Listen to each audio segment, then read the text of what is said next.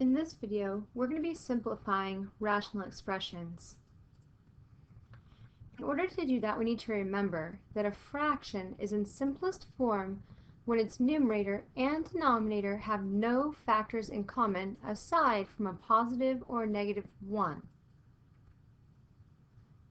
So really, the key to success here is to be able to factor polynomials. So let's take a look at our first example. Here we have x squared plus 4x minus 12 divided by 3x minus 6. So we're going to go ahead and have the top be its own piece and the bottom be its own piece. So our top piece is an x squared plus 4x minus 12, and we're going to go ahead and factor that out. So two numbers will multiply to 12 and add to 4 are 6 and 2, but my 2 will need to be a negative 2. So now I can write that up here on the top of where my fraction is. So I have my x plus 6 and my x minus 2. And now I can factor my bottom part, my denominator. So here we have 3x minus 6. And here I see that there's a common factor of 3. So I will take that out. And I see that we are left with x times x minus 2. So I will write that down. 3 times x minus 2. And now what I want to do is I want to look in the numerator and denominator and see if they have matching pieces. And I don't just mean like, oh, hey, these x's match, I can cross them off. We can't do that. Those x's are attached to other things. So as we're looking, we need to look at each of the binomials separately. So here we have an x plus 6. And here we have an x minus 2. And here we have an x minus 2. And here we have a 3. So all of those are their own chunks or their own families and pieces. So we want to see if we can find some matching families. Here we have an x minus 2 family on the numerator. And in the denominator, we have an x minus 2 family as well. So we have matching families. So what we can do is we can, just like we would for a fraction, for example, if I had 4 over 6, I could take out a 2, and that would leave me with 2/3.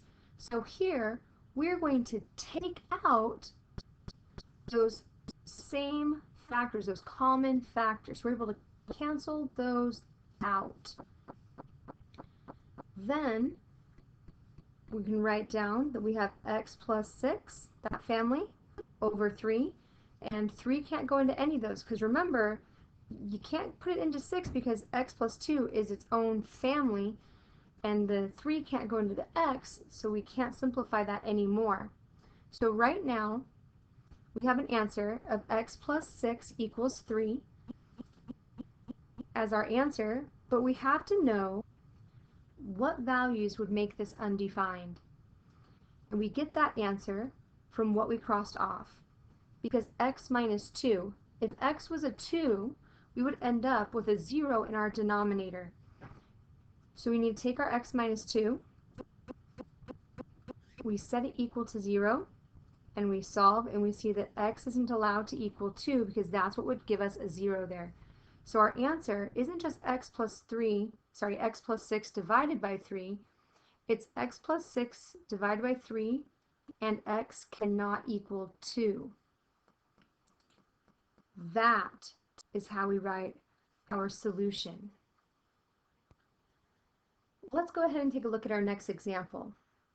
Here we have 3x squared minus x minus 2 divided by 5 minus 4x minus x squared.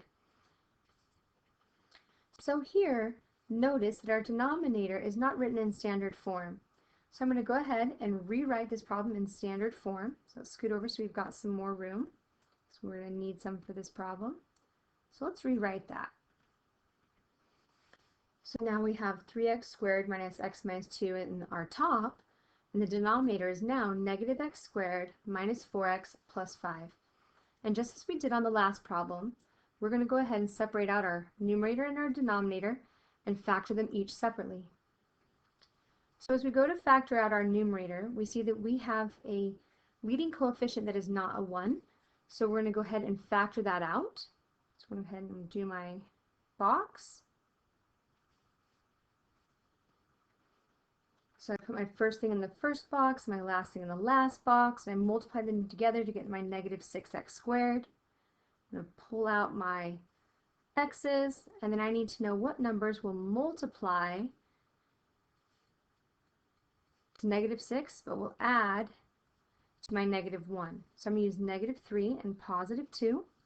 I'm going to go ahead and put those numbers in, negative 3 and positive 2. And I'm going to look for some common numbers. So let's see, what do these numbers have in common? Well, they have a 3x in common. So I'll write 3x. And then what do these numbers have in common? And they have a 2 in common. And then what do these numbers have in common? They just have an x in common. And then what do these numbers have in common?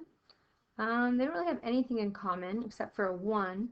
And because our first term up here was negative, let's make it so you can see it a little bit easier. So because that first term was negative, that means that I get to write down a negative 1 here. And then these are going to be my factors of my numerator. So we'll write those down. So here we have our x minus 1 and our 3x plus 2 in the numerator. So remember that each of those are their own family piece and must stay together. You can't take pieces out of those. And now we're going to factor our denominator.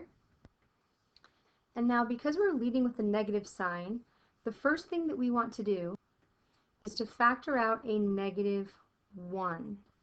So we're going to take out a negative 1, which is going to leave us with an x squared, a positive 4x, and then a minus 5. And now we're going to go ahead and we're going to factor that. So we are looking for two numbers that will multiply to a negative 5 and add to 4. So I'm going to choose 5 and 1. And because I need to add to a positive 4, I'm going to go with positive 5 and a negative 1. So I can rewrite those factors as negative 1 times x plus 5 times x minus 1. And that's what I'm going to write in my denominator spot. So we have our negative 1, and then our x plus 5, and our x minus 1. Now remember, each of these are their own families, right? So the x minus 1 is one whole piece. It goes together. The 3x plus 2 is one whole piece and goes together. The negative 1 is its own piece and goes. The x plus 5 is its own piece and goes. And this x minus 1 here is its own family. So we want to see if there's any matching families on the numerator and any matching families in the denominator. And here we see that we have an x minus 1 in the numerator and an x minus 1 in the denominator. Now, from what we did on our first equation, or our first example rather, we know that by crossing that x minus 1 out, that's going to be a number that x is not allowed to be later. So we can go ahead and say, well, we know that that x minus 1 equals 0. If that was going to equal a 0, that would be a problem because the denominator can't be a 0.